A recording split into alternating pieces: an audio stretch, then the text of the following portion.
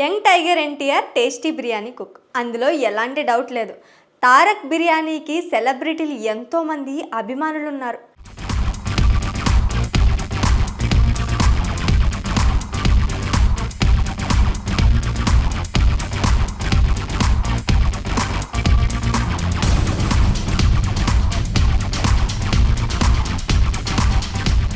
ఇంటికొచ్చిన అతిథులు ఎవరికైనా తన చేతి వంటవాటం చూపిస్తాడు.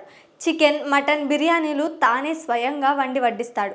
ఈ పనిని తారక్ ఎంతో ఇష్టంగా చేస్తాడు. అలాగే తాను కూడా మంచి ఫుడీ.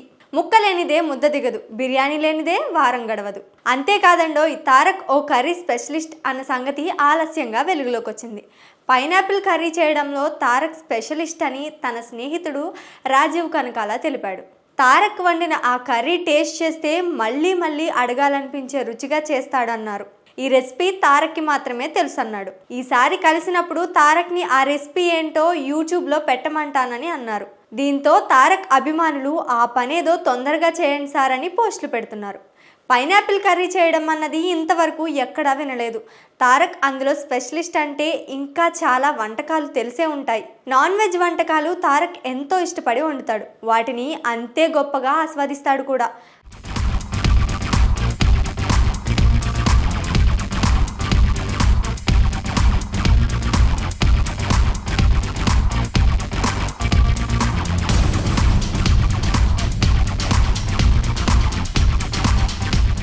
అయితే ఈ మధ్యకాలంలో ఫిట్నెస్, హీరోయిక్ లుక్పై దృష్టి పెట్టడంతో ఫుడ్కి సంబంధించిన విషయాలేవి పెద్దగా బయటకు రావడం లేదు. తారక్ కూడా ఫుల్ డైట్లోకి దిగిపోయాడు.